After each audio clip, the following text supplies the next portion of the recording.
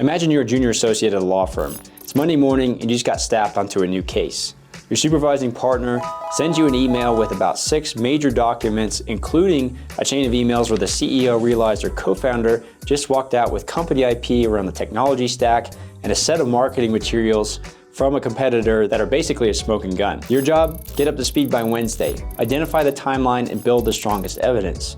Your partner's filing a temporary restraining order on Friday and needs your analysis before then. That's probably 6 to 8 hours worth of careful reading, note-taking, and cross-referencing on a case that you don't know anything about yet. But what if you could do it in 15 minutes? Let's talk about Copilot Notebooks. Hey everyone, welcome back to the channel. I'm Nick, and today we're going to be talking about one of the more underrated features, I believe, in Microsoft 365 Copilot right now, which is Copilot Notebooks. I'm going to explain what they are, show you how they work, and then walk through a hands-on demo where I actually take those 6 documents from this fictional trade secret theft lawsuit that I just made up, and we're going to watch Copilot synthesize that entire case in real time. And at the end, I'll show you a bunch of other different business use cases that I think will change how you think about this tool. Let's go ahead and dive in. Okay, so as we dive in here, I first want to just kind of separate out Copilot Notebooks from regular Microsoft Copilot Chat, just so you guys have an understanding of the major differences there. But whenever I go out and I say, hey, I'm going to ask Copilot a question, it's going to go try to find information across all of my meetings, my emails, my files, everything like that. So it's really the broad universe of my tenant, as well as all of my personal items that I might have at my disposal. Copilot Notebooks is the opposite. Instead of searching for everything, you're actually curating exactly what the notebook should work with. And so to explain that here, we can go into all notebooks here and create a couple for examples here for this demonstration. But I'm actually going to create a new one. And as you'll see here, this is where you can begin to pin files to this to then ask questions. And so as a general principle, and I'll mention this in tips later, you should limit this to very specific data. And in this example, we're doing this for that specific case that we want to work on. So we want to say this is the legal case. And then, let's just say IP litigation as an example here. And then we're going to pick the documents that, are going to be part of this. And so in this particular case, I've got all these documents here that have been uploaded for this NovaCraft customer that's part of this litigation. And this is what effectively in my example here was dropped in my email and said, hey, you need to learn this in 2 days and understand, where we can take a position. Right, so I've got all these and I've got the context of them. I could search for them if they weren't already readily available. But this is where I can craft all of these here. I don't think the Reeves one was in there. So we got 1, 2, 3, 4, 5, 6 documents. And here we've got 6 documents. So I can go ahead and click on create here. And so now it's got this context of all these documents. And so it's very channeled in the sense of how it's going to respond to my questions and everything like that. So if we take a look at this, the other thing that you can do here is add Copilot instructions to tell it how to respond. So you can tell it to respond in a specific tone, respond in a bulleted list as an example, or even if it's about this case, to really tailor that in a specific structure on the return values. So now if we start to demo this out a little bit, we're going to go ahead and say, hey, let me go ahead and paste this in. This is just the prompt that I'm using here, saying I'm a new associate onboarding to this case.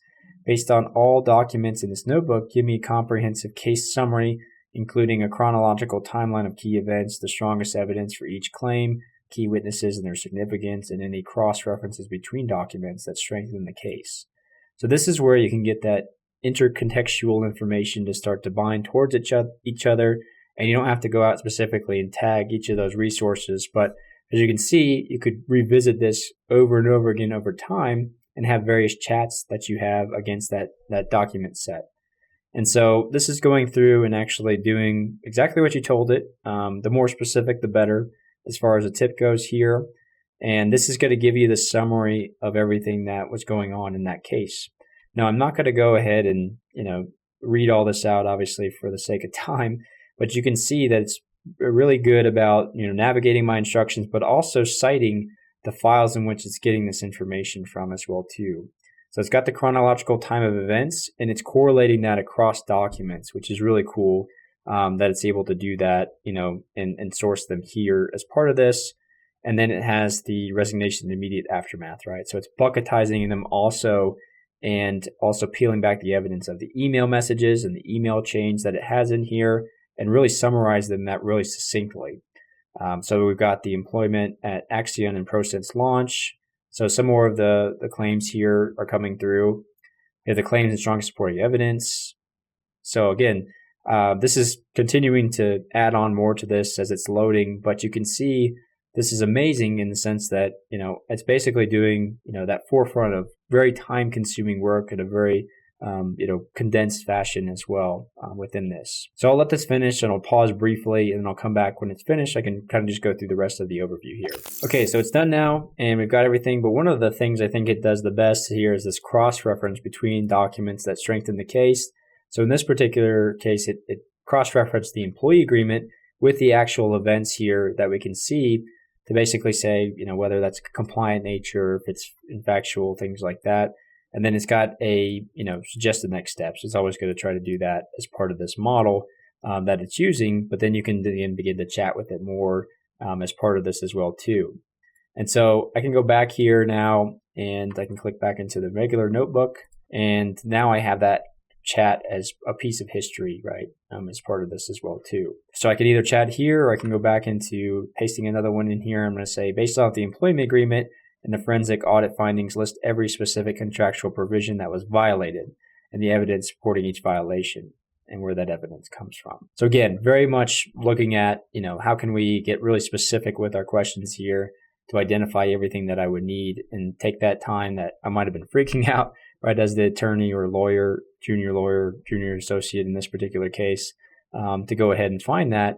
And even now in this section, it's creating this, evidence in the sense of even a table for me to reference and keeping it really clean as far as all of the violations, right, in this particular case. And so it's very structured in the output. And this is, something that I can then use as part of that. And then one more here just to show you guys just the power of this.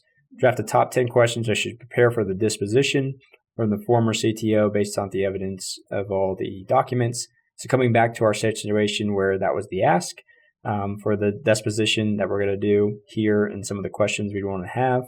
And this is going into, surfacing back into those pieces of information as well. Great, unpaused here and, this has got the questions here that it's outlined that we should ask as part of this as well. So really cool in the sense of, really tying all those documents together and being able to, come back to this. And obviously, this is just one example where we had a lot of that data, but it can be completely unstructured, but just a bunch of textual information that you can then tie all this information to part two as part of that as well.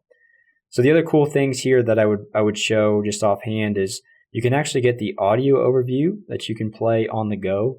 So if you are, that attorney or that use case here, instead of, having to just read through all this information, you can actually get an audio overview of any of the questions you're asked or the summary of the information as a podcast-like format as part of this. You can do that on the way to work or things like that as well too, which is generally useful for this type of information where you can maximize your time on the go. You can also, as part of this, do the same thing that you were doing in normal Copilot Chat, where you can also ad hoc reference, specific emails maybe from them and add that to the context here of your chat with the mixing of all this data and evidence here to maybe respond to that email or to add it to the evidence in as part of your review or a specific chat that you already have. And that could also be from maybe even chats you had or channels, right? Unlikely. But even if you had meetings with them, this is also really cool, where if you had a meeting and it was recorded with Copilot, you can actually take the transcript data and factor that into this as well too. So maybe you have that disposition, questions that you have, and you do that on a Teams call and it's recorded. And then you can factor that back into your evidence as part of this. So pretty cool use case. And then lastly, I would say that the other cool part is you can share it. So you can invite other members of your team to come in here and see the information, see chats, see obviously all the references and things like that. And as far as additional settings here you can configure, you can create a new page, which is actually going to create a new loop document that you can then use to take notes, right? That you can add as part of these documents within here. You can also add, PDFs, Excel sheets, or I would say be careful with this. I'll talk about this in some of the limitations that I've seen. But PDFs, right, that you can then use, and it will use, scanning of the PDF to understand what text is on it with OCR as an example. And all of that can be factored into your overall use case here. So I'll do other future videos that I'll reference as well too, showing you some other use cases. But one thing that I've noticed in testing multiple documents and use cases is the text-heavy documents obviously do really well versus something complex like spreadsheets that have multiple sheets or large data sets. Doesn't do as well with those in the sense of correlating information, being able to see all the sheets on the page, things like that. So I'd more direct this towards these text-heavy documents. And the lawyer example was one of the easiest ones I could think of because of their job. But it could be used, in the sense of projects you're working on, or even, client intel that you're building that's all textual in nature as well. But the other two recommendations here is also to have a clear objective, really ask specific questions versus like, hey, summarize all these documents, right? As part of that. And then the cross-document connections is also where you can get a lot of great insight and a lot of value. In this case, I was able to piece together all that evidence to come up with our disposition questions to find out if they were following the employee agreement. That wasn't as part of the evidence, but it's not, anything that was like cited as part of the, legal battle. It's just a physical document that was an employment contract, right, that they needed to review. So anything like that is super helpful. But if you're wondering here, like I'm not a lawyer, maybe you're an MSP and you have lawyer clients, definitely would recommend this, as far as a pitch. But there's a lot of different use cases I've seen online, that people have used successfully. Performance review prep, project summaries, feedback, one-on-one notes you might take, the meetings you have, right, and those transcripts that you can put into there. Sales meeting prep, annual reports, email threads, CRM notes, anything like that, you can put in there. Licensing research I thought was interesting. Dense PDFs, FAQ information on licensing, things like that. Ask specific questions instead of reading 200 pages. A lot of us use that Microsoft Maps tool, right? You could reference, like if you downloaded that into a PDF, you can maybe reference that as well too for just asking free-form questions. New employee onboarding, handbook, benefits, org chart. This is HR related, right? So upload, the handbook, the benefits guide, a lot of the things that they might ask questions upon. This one I mixed on whether a Copilot notebook or an agent would work better, right? Because the agent could direct them to more outside activity as well, integration-wise, but still could be a good use case here. Compliancy and policy synthesis.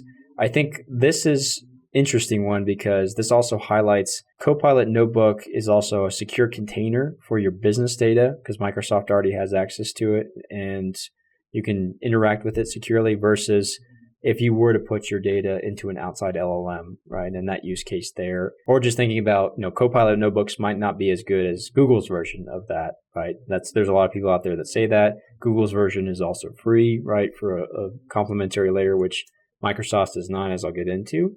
But this is something where you are actually keeping your data safe in a containerized system, and safe is, I put an asterisk next to that, depending on how you operate. But it is a place where it's a kind of an approved work stream as part of that. And the last one here is, course and training development. So curriculum outlines, decks, student feedback surveys. I haven't done a lot of deck demos or trainings, so I'm wondering if that does pretty well there. But certainly curriculum outlines, student feedback, finding gaps in material if you have the raw transcripts, things like that as well. So before you build your first notebook, I have some tips and limitations that I also want to express about the solution today. And first, as we get into the tips here, be specific with your prompts. The prompt of summarize this is pretty weak, comparatively speaking, to a prompt that says build a chronological timeline with evidence sources, as a prefix to the statement that you're making there. Second tip I would give you there is keep your documents focused. Don't add a bunch of noise that gets back out to what the broad Copilot solution is doing for you, where it's sourcing business data across your organization, across your files, emails, chats, and you really want to limit that to a specific focus area. And then third is share notebooks with your teams and colleagues so they can pick up where you left off and you have that collaboration there that makes the notebooks themselves much more valuable. Specifically though, in the limitations here, this does require an add-on license for Microsoft Copilot. It's not in a base enterprise SKU or business SKU. It is something that you have to purchase as an add-on. Copilot for Business is the SKU you'd want for users on Business Premium as an example, and then just Microsoft 365 Copilot for Microsoft 365, I guess it's called, is what you would want if you're on that enterprise plan. Second limitation here is there's about maybe sometimes a 10-minute delay after adding files before Copilot can access them. So add your files, grab a cup of coffee, and then start prompting. Third one here, as I was kind of alluding to in the demo there, complex spreadsheets with lots of numerical data or tabs, things like that, is not going to be as strong as a result for you. This is definitely a recommendation that I mentioned earlier, where the text-heavy content is where this actually excels. And then the last limitation here is that this can index up to the 100 references here that it uses for grounding. And so that's plenty for most use cases here, but it's not meant to say, hey, let me upload my entire SharePoint document library or anything like that. If you're looking for that, more of a chat solution for that, then that'd be where the agents come into play versus Copilot Notebooks. 6 documents, 15 minutes, a full case synthesis with a timeline, evidence mapping, contract analysis, and disposition questions, all grounded in the actual files. If you work with a lot of documents today, I would definitely give Microsoft Copilot Notebooks a try. I think you're actually going to be surprised at how it can synthesize that, given the context there and more of a channeled focus than the regular Copilot engine. But subscribe to the channel for more Microsoft content each week. I'm actually going to be doing another video on Copilot Notebooks showing you more so how it falls on its face with some of those examples that I mentioned in the limitations of Excel documents and trying to use a lot of various data versus the text-heavy data as part of this, and how that compares to Claude as well too if you're using that. So drop a comment, tell me what you put in your first notebook after you go out and do this yourself. Stay secure, and I'll see you guys next time.